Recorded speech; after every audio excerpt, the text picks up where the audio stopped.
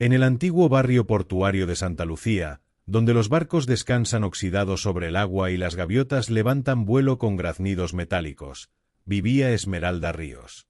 Su pequeña choza, construida con tablones arrancados de viejas embarcaciones, se erguía precariamente sobre pilotes corroídos por la marea. Cada noche, el viento, impregnado de salitre, azotaba las paredes y arrastraba la bruma desde el mar, envolviendo el interior en un frío persistente.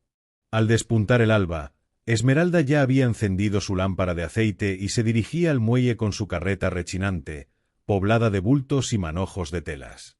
Allí, entre contenedores abarrotados de redes rotas, velas desgarradas y trozos de lona a medio teñir, ella buscaba el material que animaría sus creaciones. Con sus manos hábiles, elegía los retazos más resistentes, descartando los que no soportarían una segunda vida. Cada fragmento guardaba historias, pinceladas de pintura desvaída, manchas de tinta de banderolas y huellas de viejos viajes. De regreso al cobertizo, extendía las piezas de tela sobre un banco improvisado y comprobaba cada imperfección. Con aguja en mano y carrete de hilo grueso, unía los bordes irregulares, reforzaba costuras y añadía parches que, lejos de enmascarar defectos, contaban secretos de viejas tormentas. Bajo la tenue luz de la lámpara, su sombra se alargaba sobre los muros, danzando al ritmo de sus puntadas. Cada abrigo que confeccionaba incorporaba un pequeño trébol bordado en hilo dorado, símbolo de protección y recuerdo de su abuela, la única pariente que la había criado y que le había enseñado que, con paciencia y determinación, cualquier pedazo de tela podía transformarse en algo hermoso y valioso. Esa madrugada, cuando el puerto permanecía en un silencio casi sagrado y solo se escuchaba el latido lejano de las hélices de un carguero al adoquín, un destello junto al contenedor marcado con el número 47 alteró su rutina. Allí, apoyado sobre un bloque de piedra cubierto de algas, descansaba un sobre de cartulina perlada, sellado con un lacre azul profundo, intacto pese a la humedad. El brillo del sello atrajo su atención como un faro en la oscuridad. Con cautela, Esmeralda deslizó un mechero por el reborde del sello, y al quebrar la cera, sintió un cosquilleo recorrerle la palma de la mano. Al desplegar el papel, leyó en letra dorada: Señorita Esmeralda Ríos. Es un honor invitarla al gran baile de gala en honor a la señorita Sofía de la Vega, a bordo del transatlántico Aurora Boreal, este sábado a las 9 horas. Se requiere vestimenta de etiqueta. Agradecemos confirmar su asistencia antes del jueves. Esas palabras flotaron en el aire, como susurros de un mundo lejano y magnífico. Su mente se pobló de imágenes, salones iluminados por arañas de cristal, mesas repletas de manjares exóticos y damas ataviadas con sedas y encajes. Por un instante, se sintió transportada lejos de la dureza de las tablas podridas y el frío húmedo. Esmeralda, dijo entonces una voz suave, ¿has visto eso? Se giró y encontró a Joaquín, su compañero de tantas vigilias, sosteniendo una lámpara que proyectaba una luz temblorosa sobre su rostro. Sus ojos reflejaban preocupación. Dicen que en esos bailes se usa a la gente humilde como mero entretenimiento, susurró él. Te invitan para luego mostrarse compasivos cuando, al amanecer, los vuelven a expulsar. Esmeralda lo miró, estudiando su expresión con calma. Puede que tengas razón, respondió con voz serena, pero también puede ser la única puerta que tengo para salir de este lugar. Mi arte merece verse. Si me miran con desprecio, al menos sabrán que existe alguien capaz de transformar retazos en algo valioso. Joaquín asintió, aunque su confianza no se disipó del todo. Solo ten cuidado, murmuró. Prométeme que, pase lo que pase, volverás a casa. Ella apretó el sobre contra el pecho y, sin una palabra más, emprendió el regreso a su cobertizo. Mientras avanzaba, el murmullo de la marea la envolvía como un coro ancestral, y la luna, alta y plateada, parecía vigilarla desde el cielo. Esa noche, Esmeralda no solo recibiría una invitación al baile más lujoso que existiera, sino también el impulso de tejer un nuevo capítulo en la tela de su vida, uno en el que la esperanza y la valentía bordarían sus propias reglas. Apenas el rumor de la invitación llegó a sus oídos, Esmeralda sintió como su mente se llenaba de bocetos de vestidos imposibles. Sin embargo, sabía que no podía presentarse con sus harapos bordados. El protocolo exigía etiqueta. Así que, al despuntar el alba siguiente, guardó la lámpara de aceite y partió hacia el distrito de burócratas, donde los contenedores de beneficencia repetían su monótona promesa de oportunidades. Entre sacos de donaciones mal clasificadas, buscó algo que pudiese transformarse en un atuendo digno: telas de raso extraviadas, retales de tafetán con hilos de bronce, cordones de encaje descolocados. La prueba del primer vestido improvisado resultó un reto. Con una tijera oxidada recortó un trozo de raso azul marino, lo tensó sobre su tablón y comenzó a ensamblar la estructura. Un corsé rígido reforzado con costuras dobles, un faldón amplio formado por capas trapezoidales de distinto largo y tonalidades degradadas. Cada pliegue requirió 1000 puntadas y paciencia infinita. Bajo la tenue luz del amanecer, Esmeralda veía cómo aquellas telas cobraban forma de elegancia precaria. A falta de máquinas profesionales, optó por decorar los hombros con fragmentos de redes doradas y añadir un volante de gasa negra en el borde inferior, a modo de guiño a su propio mundo marítimo. Mientras cosía, su mente repasó las advertencias de Joaquín. «No serás tú la que destaque, sino tu rareza», había dicho él. Pero Esmeralda transformó esa duda en fortaleza. Con hilos plateados dibujó un mapa de corrientes marinas sobre el corsé, simbolizando el trayecto de su vida y la posibilidad de arribar a un puerto seguro. Aquella noche, el vestido no solo cubriría su cuerpo, sino que también narraría su historia. Al caer la tarde, emprendió el camino de vuelta al muelle con el vestido colgado en un bastidor portátil. Cada paso resonaba sobre las tablas húmedas, mientras la brisa salina agitaba las hebras de encaje. En su corazón latía una mezcla de orgullo y aprehensión. Estaba a punto de cruzar la frontera entre la miseria y la pompa de un baile real. Antes de presentarse al embarque, visitó a doña Carmen, la vieja sastre del barrio, quien había regentado una tienda de costura durante décadas antes de que el vecindario cayera en el olvido.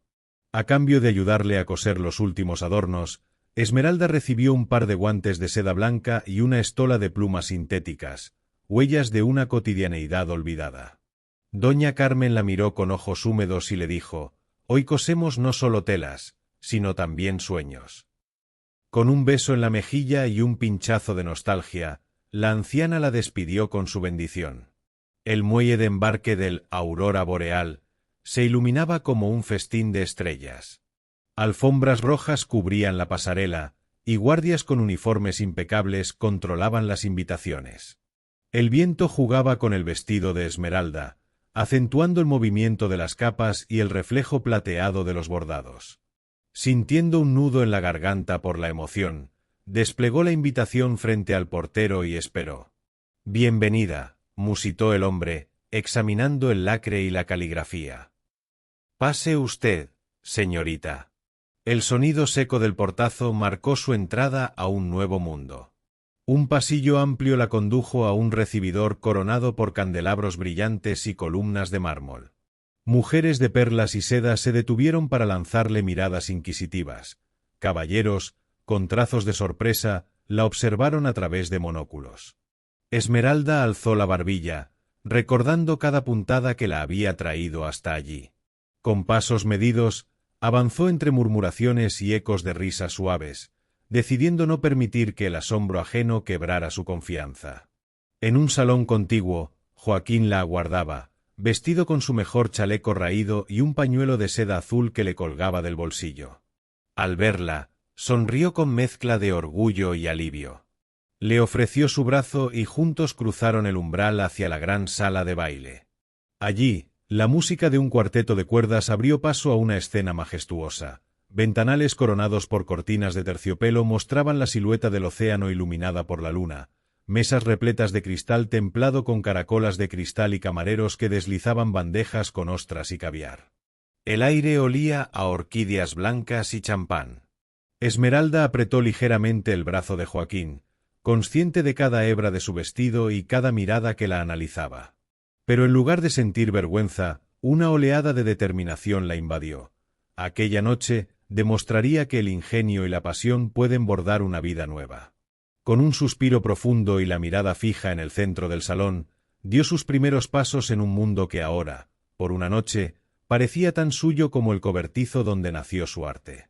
Al traspasar el umbral de la gran sala, Esmeralda se encontró envuelta en un mar de elegancia, damas engalanadas con ricas sedas, joyas colgando de sus cuellos como gotas de rocío de diamante, y caballeros en frac cuya compostura rozaba la prepotencia. El murmullo de las conversaciones se combinaba con el tintinear de copas y el crujir de pasos sobre el parquet pulido. Cada sonido parecía evaluar su presencia, la costurera de retazos entre el desfile de alta costura. Joaquín apretó su mano, ofreciéndole apoyo silencioso, y guiándola hacia una mesa alta, donde un servicio de porcelana fina desplegaba canapés de salmón ahumado y vasitos de crema trufada. Un camarero pasó cerca, y con delicadeza depositó en manos de Esmeralda una copa de champán rosado. El líquido burbujeante rozó sus dedos, enviándole un escalofrío. Tomó un pequeño sorbo, saboreando la efervescencia que le supo a un mundo completamente ajeno. Pronto, una mujer de porte señorial se acercó, acompañada de dos amigas cuyas voces se entrelazaban en risitas contenidas. La dama, alta, de rostro anguloso y uñas esmaltadas en rojo escarlata, recorrió a Esmeralda de pies a cabeza con una mirada que mezclaba curiosidad y desprecio. Su voz, suave pero cargada de veneno, cortó el aire. «No nos han dicho nada de usted, señorita. ¿Cómo era su nombre?», preguntó con fingida amabilidad. Esmeralda sostuvo la mirada sin inmutarse y respondió con calma. «Esmeralda Ríos. Gracias por su cortesía». La mujer sonrió, mostrando perlas falsas, y se inclinó en un susurro audible para sus acompañantes. «Ríos, como el agua sucia que fluye entre las rocas. ¿Cierto? Quizá la trajeron para entretener a los invitados con un espectáculo pintoresco». Una risa ahogada recorrió el grupo. Joaquín frunció el ceño. «Ignórala», murmuró. Pero Esmeralda, con dignidad, desvió la atención. «Me honra estar aquí», replicó. Sin embargo, creo que las historias más interesantes no surgen de un guión prediseñado, sino de la autenticidad de quienes afrontan sus propios desafíos. La dama arqueó una ceja y antes de que pudiera responder, un joven de mirada atenta apareció junto a Esmeralda. Vestía un traje azul marino que contrastaba con su tez morena y su cabello rizado apenas controlado. «Señorita Ríos», dijo en voz baja, sin alzar la copa, «me han hablado de su vestido.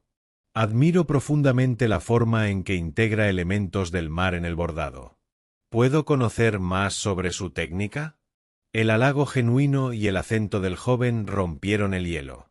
La dama de uñas rojas se alejó con sus compañeras, dejando tras de sí un murmullo de comentarios envidiosos. «Esmeralda», continuó el joven sonriendo, «soy Marcelo Alvarado, aprendiz de arquitecto y entusiasta de las artes. Su diseño, esas corrientes marinas bordadas en plata y azul son absolutamente fascinantes. Nunca había visto un trabajo tan detallado».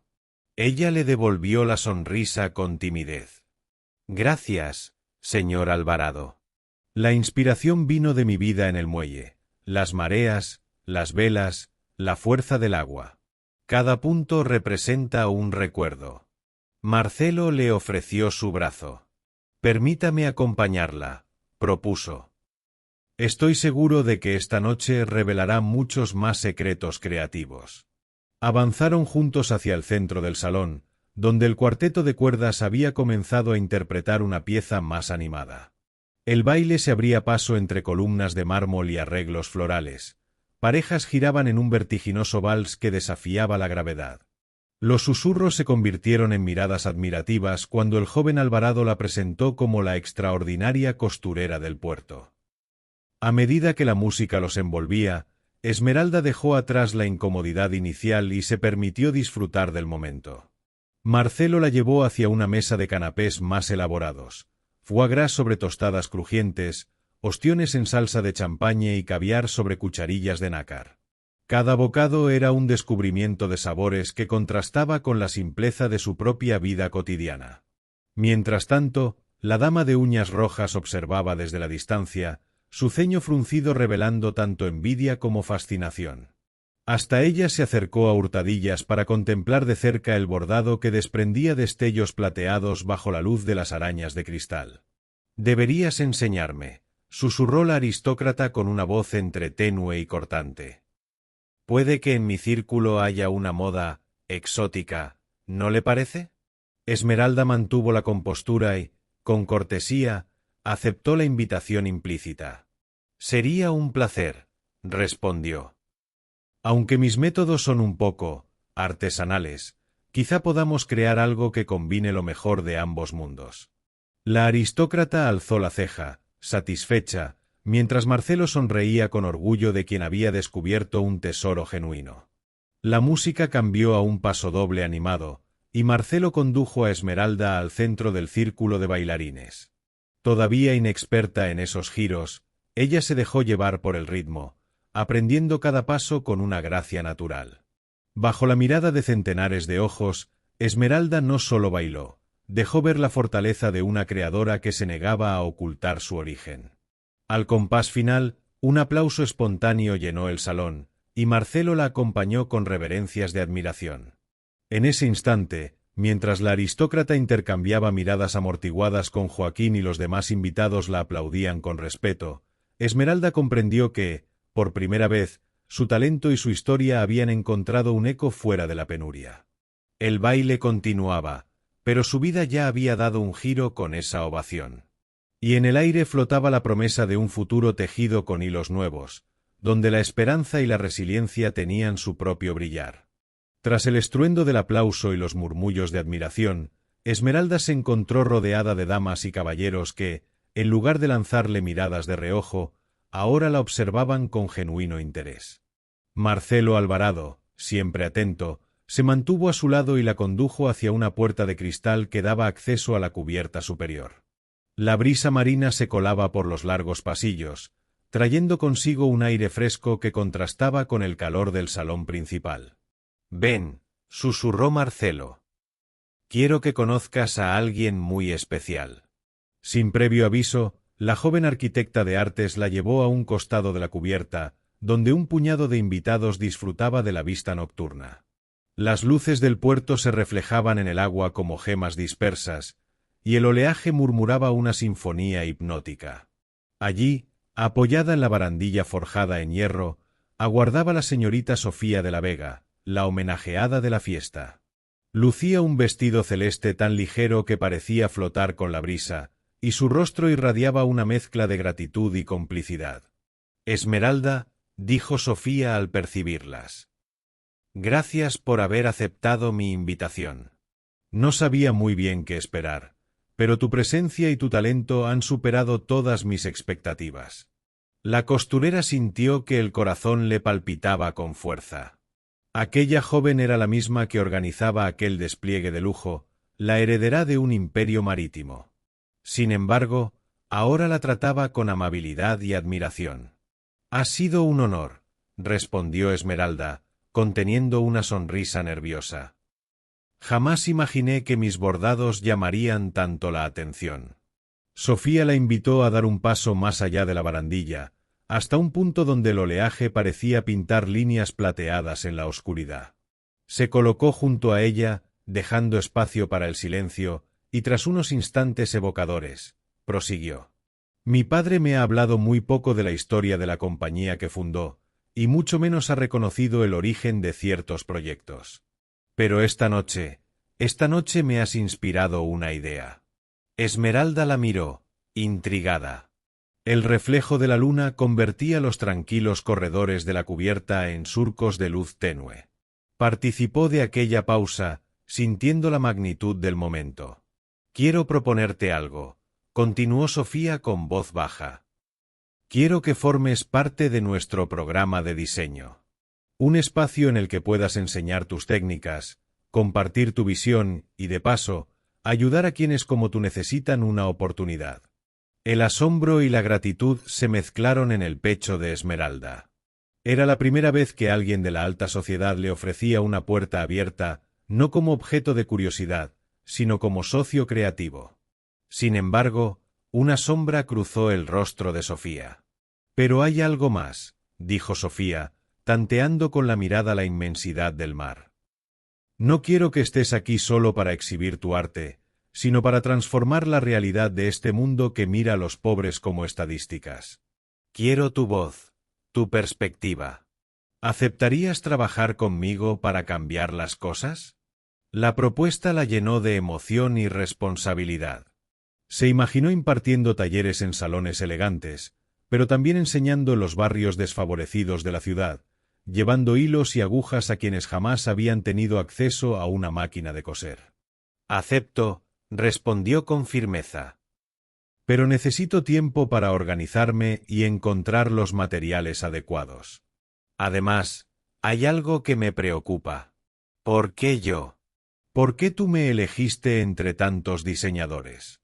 Sofía suspiró, apoyando ambas manos en la barandilla. He pasado demasiado tiempo en este mundo de etiquetas y apariencias. He oído tu nombre en voz baja en más de una conversación, y cuando vi el nivel de detalle y la pasión con la que bordas, supe que eras distinta. Eres la prueba viviente de que el talento nace del corazón, no de una cuna de oro. Y, lo confieso, necesitaba recordar esa verdad. Un silencio cómplice se instaló entre ambas mientras el sonido de las olas se intensificaba, marcando el ritmo de una conversación que ya no pedía más palabras. En la lejanía, un relámpago iluminó el cielo, anunciando la cercanía de una tormenta, pero en la cubierta de la aurora boreal todo parecía suspendido en un instante eterno. Esmeralda cerró los ojos, respiró hondo y asintió. Era su oportunidad de retribuir la generosidad de Sofía y, al mismo tiempo, de confrontar la realidad de quienes vivían al margen. Haré todo lo posible, prometió con voz firme. Pero para ser honesta, también necesito conocer la verdad sobre algunos de los proyectos de tu padre. Hay rumores sobre patentes originales que desaparecieron. Si voy a involucrarme, quiero hacerlo con conocimiento de causa. Sofía volvió a suspirar y se acercó un paso más. Con voz apenas audible, dijo: Esta noche te contaré lo que sé. Pero prometo que, cuando termines de escuchar, entenderás por qué eres tan vital para este cambio. Bajo el cielo encapotado y el reflejo plateado del mar, las dos jóvenes sellaron un pacto de transformación, la costurera del puerto y la heredera de un imperio, unidas por la urgencia de tejer un futuro más justo. La tormenta, al aproximarse, trajo consigo un murmullo de vientos que pareció susurrar: el verdadero viaje apenas comenzaba. A la mañana siguiente, el recuerdo de la promesa hecha bajo las estrellas y el peso del dosier en sus manos acompañaron a Esmeralda de regreso a su cobertizo. El murmullo de las olas golpeando contra los pilotes resultaba casi tranquilizador después del bullicio de la fiesta, pero en su pecho latía una inquietud creciente. Entre cajas llenas de telas y su antigua lámpara de aceite, intentó concentrarse en los bocetos de los nuevos prototipos. Sin embargo, cada puntada la distraía. Su mente volvía una y otra vez a las hojas amarillentas y a las voces que habían conjurado secretos familiares en la cubierta de la aurora boreal. Cuando la noche envolvió el puerto en una oscuridad líquida, Esmeralda decidió que necesitaba pruebas más contundentes. Con sigilo, emergió de su refugio y caminó por los muelles, sorteando vigías somnolientos y faroles parpadeantes, hasta el lateral del buque. Recordó las palabras de Marcelo, la llave inglesa que robó al capitán y la llave del pasillo de las oficinas técnicas. Con mano firme, forzó la cerradura y penetró en el corazón administrativo de la nave, un corredor angosto poblado de puertas de caoba y paneles de control apagados. La biblioteca del barco se extendía más allá de una pared de cristales empañados. En su interior, estanterías de madera contenían volúmenes de registros de a bordo y manuales de procedimientos. Esmeralda dejó atrás el crujido de las maderas y, con paso decidido, se dirigió a un escritorio semioscuro. Sobre él yacía un arcón cerrado con llave. El corazón le retumbó. Intuía que allí podría hallar algo que complementase el dosier de Sofía. Con la llave robada del comandante, abrió el arcón y descubrió dos objetos: un álbum de fotografías antiguas y un pequeño cuaderno de notas manuscritas. El álbum estaba cubierto de polvo. Al pasar las páginas, vio imágenes de una joven costurera junto a un hombre con traje de gala, ambos sonriendo frente a un telón bordado con olas y flores. Reconoció al instante a su abuela, la misma mujer de los cuentos que le hablaba de su arte. El hombre, de ojos afilados y cabello lacio, sostenía el prototipo de una tela metálica que brillaba con reflejos verdosos.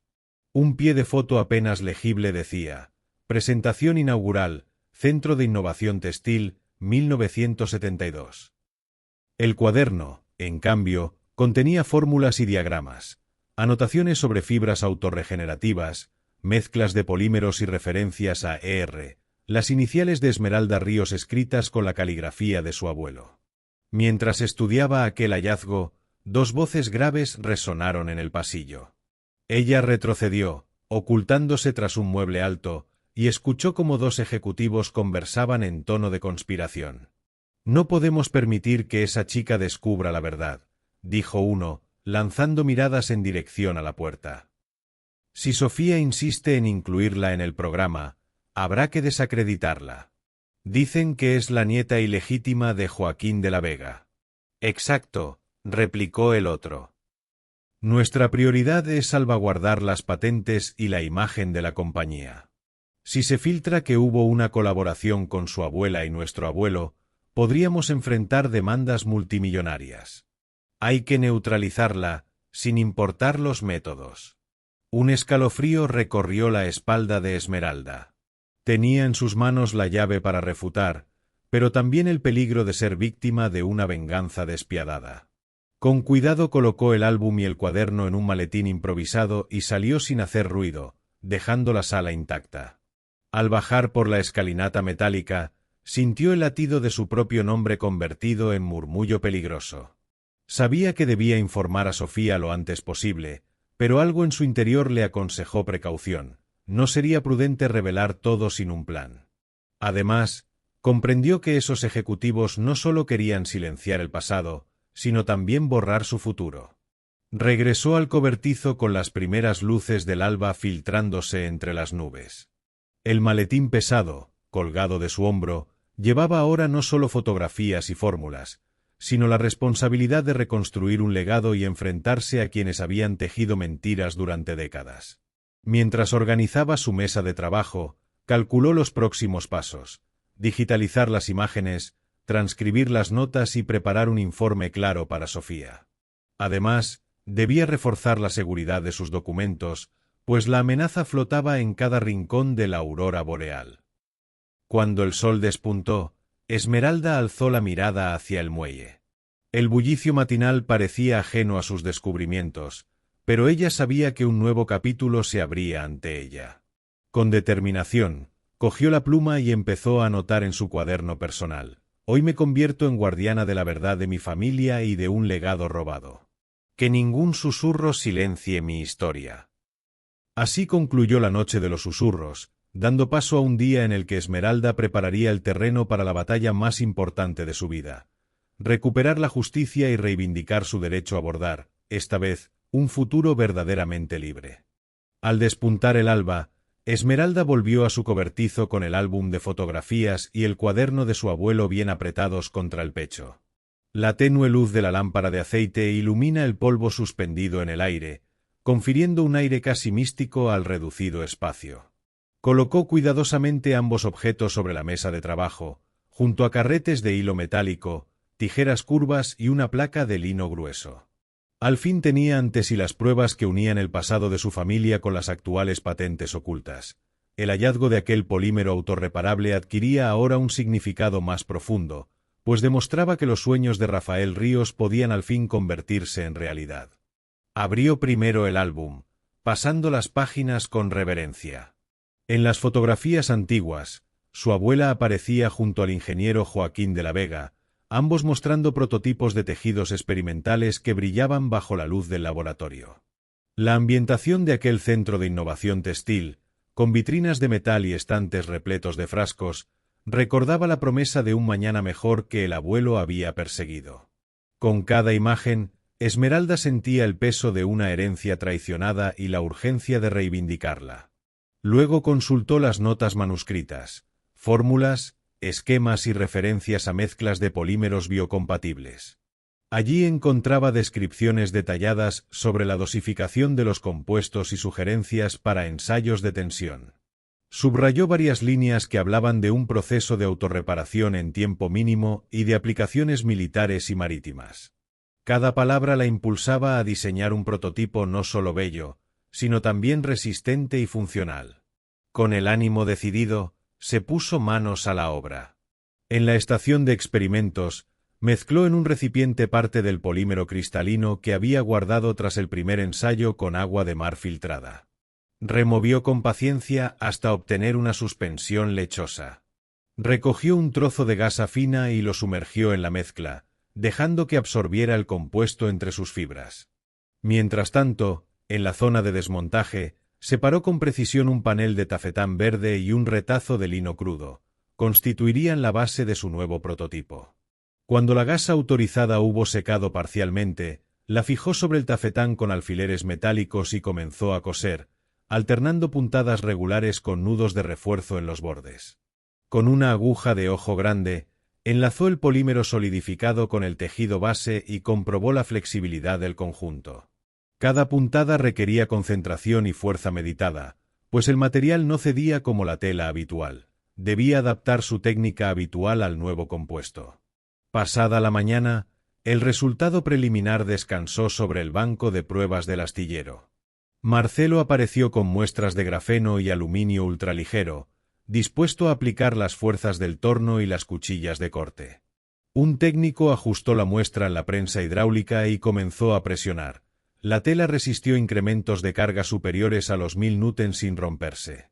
Luego, sometieron otro fragmento a un corte simulado. En 20 segundos, la gasa autorreparable había cerrado la incisión, mostrando un fino ribete plateado.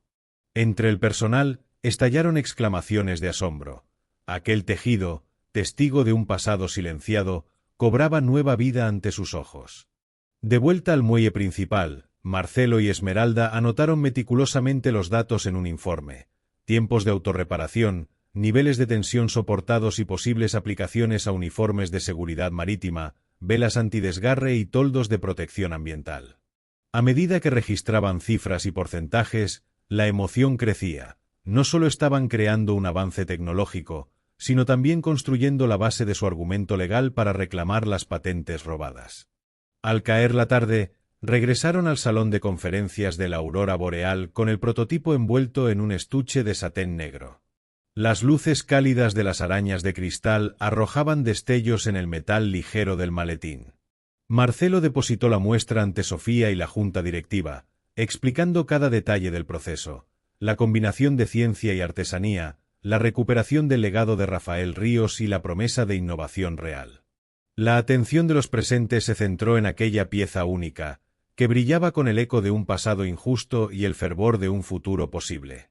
Sofía, con los ojos llenos de orgullo, tomó la palabra. Lo que hemos visto no es solo un tejido, sino la reivindicación de la memoria de mi abuelo y el talento inquebrantable de Esmeralda. Solicito que este prototipo sea reconocido oficialmente como un producto conjunto de empresas de La Vega y Ríos, y que las patentes originales sean devueltas a su legítima heredera. El comandante, sentado al fondo, apretó los puños, mientras algunos ejecutivos intercambiaban miradas tensas. El murmullo creció en intensidad, y el silencio posterior pareció pesar tanto como el mazo de un tribunal. Tras unos minutos que se hicieron eternos, el presidente de la Junta alzó la mano. La evidencia presentada es contundente, declaró con voz firme. Apoyamos la propuesta de Sofía de la Vega y aceptamos restituir las patentes a su autor legítimo. Felicitaciones a ambas por este logro histórico. Un aplauso reverente llenó la sala. Esmeralda sintió que las rodillas le flaqueaban de la emoción. Marcelo la abrazó con alegría, y Sofía correspondió con lágrimas en los ojos. Aquella noche no solo habían tejido un prototipo, habían entrelazado justicia, memoria y esperanza. Mientras la luna se alzaba sobre el puerto, Esmeralda comprendió que cada puntada, cada fórmula y cada sacrificio habían culminado en un triunfo que bordaría para siempre el futuro de su familia y de su propia vida. Esa misma noche, tras la ovación de la junta directiva, Esmeralda regresó a su choza con el corazón henchido de triunfo. Sin embargo, no había transcurrido ni una hora cuando un fuerte golpe retumbó en la puerta. Al abrir, encontró a 2 guardias de seguridad de la aurora boreal con una orden de registro emitida en nombre de la empresa. Habían recibido una denuncia anónima que la acusaba de manipular indebidamente materiales patentados y de practicar espionaje industrial. Sin tiempo para reaccionar, los guardias exigieron acceso al taller y a todos sus documentos. En un instante comprendió que todo aquel alboroto era un capricho, la venganza de quienes no toleraban perder poder. Con calma, les mostró el prototipo, el informe de pruebas y el dossier autorizado por Sofía, pero ellos insistieron en confiscarlo todo. Marcelo irrumpió entonces en el cobertizo, exigiendo que se detuviera el allanamiento. Él había sido autorizado para conducir las pruebas en el astillero. «Dejen en paz sus enredos burocráticos», interpuso Marcelo, apartándolos de Esmeralda. «Tiene autorización de la señorita de la Vega y certificación de la Junta». Los guardias intercambiaron miradas y, con reticencia, recogieron los documentos. Sin embargo, al marcharse, le advirtieron a Esmeralda que podría enfrentar cargos si no se presentaba voluntariamente ante el Consejo de Seguridad de la empresa.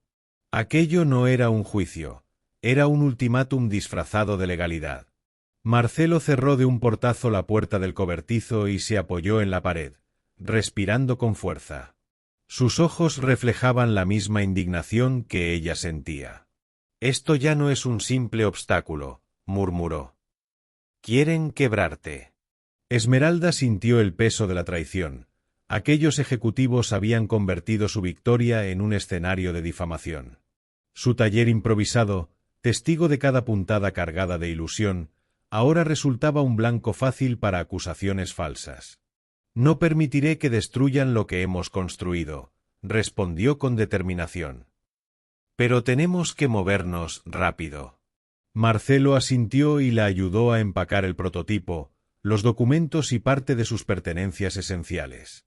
Entre telas y hilos, cogió el maletín con el polímero autorreparable y el cuaderno de su abuelo. Fue entonces cuando, recordando la advertencia de Joaquín, decidió que lo más prudente era refugiarse en casa de doña Carmen, la antigua sastre, cuya discreción y lealtad habían demostrado ser inquebrantables. Con pasos sigilosos, abandonaron el muelle por pasadizos secundarios y escaleras de emergencia que desembocaban en callejones adoquinados. La lluvia comenzó a caer en gruesas gotas, lavando las huellas en la piedra y formando charcos reflectantes que multiplicaban las luces de neón. Aquella circunstancia meteorológica, lejos de empeorar la situación, les proporcionó una cortina perfecta para ocultarse. Al llegar a la vivienda de doña Carmen, encontraron la puerta entornada. La anciana, tras la hostilidad de la Junta, había preparado una habitación oculta debajo de las tablas del piso, un espacio íntimo donde las corrientes de aire no llegaban. Mientras ellos guardaban los hallazgos en cofres planos y cubiertos con mantas gruesas, doña Carmen le sirvió té caliente en tazas de porcelana agrietada. Sus manos arrugadas, firmes y seguras, les transmitieron calma. «Pueden quedarse aquí», les dijo con voz queda. «El mundo exterior no ha de conocer este refugio». Sentados a la luz mortecina de la lámpara, Esmeralda y Marcelo repasan la estrategia. Deben recopilar pruebas sólidas de la autoría original de las patentes, preservar el prototipo en secreto y conseguir aliados dentro de la empresa que legitimen su causa. También necesitan documentar la orden de registro sin fundamento y registrar las amenazas recibidas. Cada testimonio será una hebra más para tejer su defensa. «Tengo que informar a Sofía», dijo finalmente Esmeralda. «Solo ella podrá detener este caos si convence al Consejo Ejecutivo de interferir». Marcelo asintió y sacó su teléfono. Entonces, al deslizar el dedo, vio que tenía un mensaje urgente de Sofía. «Reúnete conmigo en mi despacho en 3 horas. Lleva todo lo que puedas». Aquella breve orden fue un rayo de esperanza. Mientras se preparaban para partir bajo la lluvia persistente, Esmeralda respiró hondo. La noche, que había traído consigo la traición, también les ofrecía la oportunidad de contraatacar. Con el maletín a cuestas y la determinación intacta, abandonaron el refugio de doña Carmen, dispuestos a enfrentar la conspiración con la fuerza de la verdad tejida en cada hilo de su creación. El capricho nocturno de sus enemigos se convertiría en su propia hora de gloria. Bajo la lluvia torrencial, Esmeralda y Marcelo avanzaron por callejones desiertos hasta llegar a la mansión de la Vega. La voz de Sofía resonaba en su última llamada: «Te espero en el despacho». Apoyados en la penumbra, localizaron una puerta trasera con un timbre antiguo. Marcelo presionó con cuidado y, tras un clic sordo, accedieron a un corredor que olía a madera barnizada y a papeles añejos. El despacho de Sofía, ubicado en el ala este, guardaba estanterías repletas de libros de derecho, cajas de archivos y una gran mesa de caoba. Una única lámpara de araña iluminaba el centro. Allí estaba Sofía, con expresión grave, flanqueada por un joven abogado y un consejero de confianza. Al entrar, Esmeralda sintió el peso de la urgencia colectiva. No se trataba solo de un conflicto familiar, sino de un pulso con quienes habían manipulado la historia para beneficio propio. «Gracias por venir», dijo Sofía. «Tenemos poco tiempo antes de que los demandantes falsos movilicen recursos legales. Aquí está el plan. Primero, necesitamos una copia íntegra de los registros originales de la Cámara de Patentes. Segundo, un testimonio jurídico que valide la autoría de Rafael Ríos. Tercero, exponerlo ante las autoridades pertinentes y la prensa para evitar maniobras de último minuto». El abogado, con gafas finas, abrió un maletín y mostró un contrato previo, un convenio firmado por Joaquín de la Vega y Rafael Ríos, fechado en 1971, donde se reconocía la coautoría de la tecnología de tejidos autorreparables. Esmeralda palideció al ver la firma de su abuelo en tinta sepia. El consejero aclaró que esas actas originales se guardaban en un archivo subterráneo, accesible solo al presidente del consejo. «Voy a recuperarlos», anunció Marcelo. «Tengo la llave de acceso al sótano de registros, cortesía de un contacto en seguridad». Sofía asintió y le entregó un juego de credenciales falsas con su foto y el sello de la junta directiva. Esmeralda exhaló un suspiro. La acción requería coraje y precisión. «Yo iré contigo», respondió ella con firmeza. «No dejaré que roben nuevamente el legado de mi familia». Al ponerse en marcha, descendieron por una escalera de caracol que crujía en la humedad. Llegaron a un pasillo estrecho con puertas numeradas. Con la identificación, Marcelo abrió la 4B y se adentraron en un archivo laberíntico. Filas de estanterías se extendían bajo luces amarillas y tableros de control. Al fondo vieron un archivador metálico sellado con llave. Con un suspiro de alivio, Marcelo introdujo la llave y giró. Dentro, sobres y cajas protegían el contrato original y varios volúmenes técnicos. Entre ellos, hallaron un pergamino enrollado con el sello heráldico de la familia de la Vega. Sofía, al verlo, palideció. Era la copia notarial que el abuelo Rafael había depositado en donación al consejo, pero que nunca apareció en los registros públicos. «Con esto, tenemos la prueba irrefutable», dijo Sofía con la voz cargada de emoción.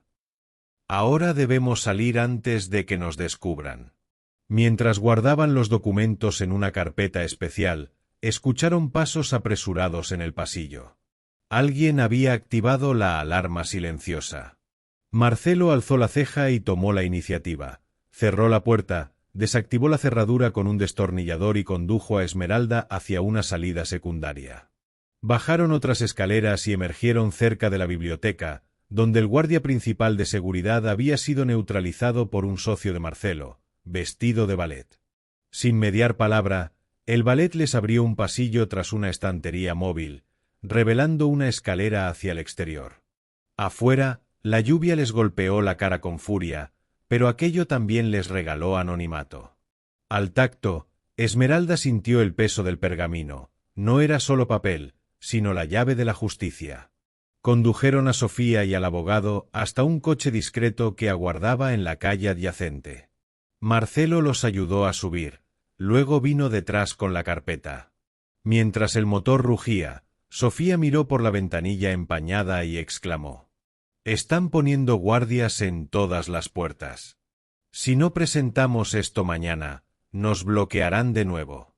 El abogado asintió, desplegando un documento digital en su tableta, una citación que convocaba al Consejo Ejecutivo a una sesión extraordinaria a las 8 de la mañana.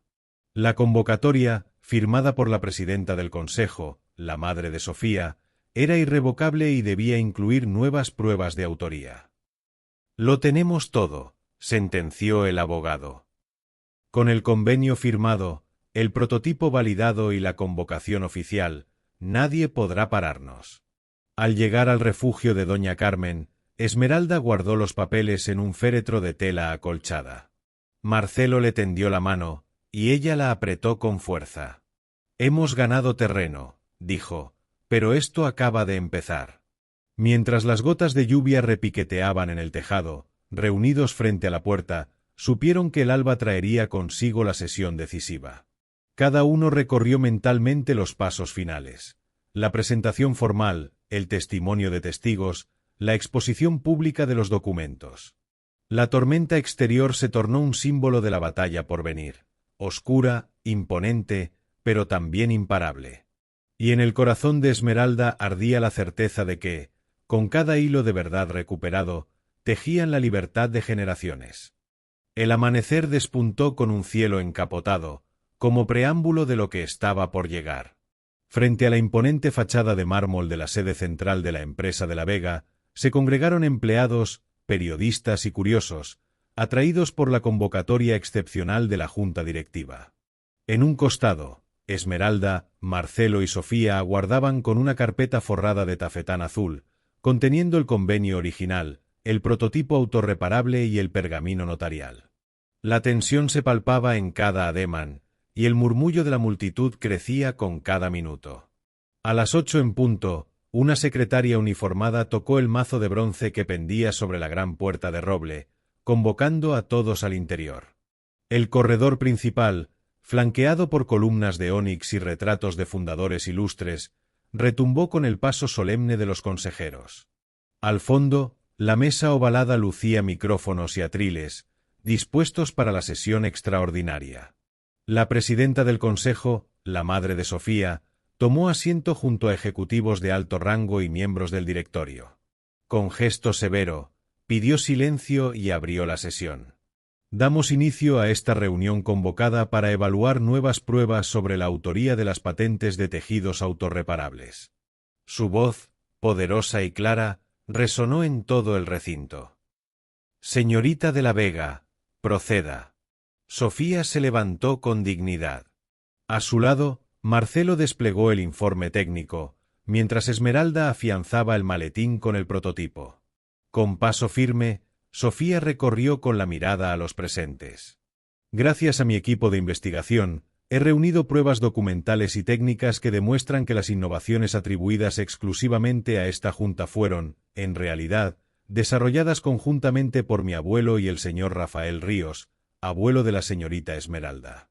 Un murmullo nervioso recorrió la sala. La presidenta ladeó el rostro, insinuando a los miembros más conservadores que guardaran silencio. «Presentaré primero el convenio original», continuó Sofía, pasando un dossier sellado, firmado por ambas partes en 1971. «Solicito que sea exhibido ante un notario y registrado en acta».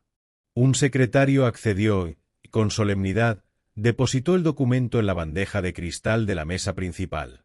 La presidenta leyó en voz alta, destacando la firma de Rafael Ríos y las cláusulas de reparto de derechos.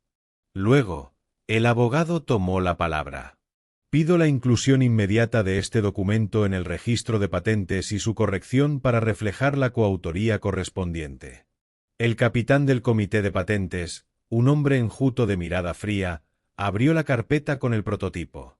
Tras desplegarlo, lo situó bajo una lámpara de precisión. Los destellos plateados del tejido autorreparable captaron la atención de todos. A continuación, anunció Marcelo, se presentarán las pruebas de laboratorio.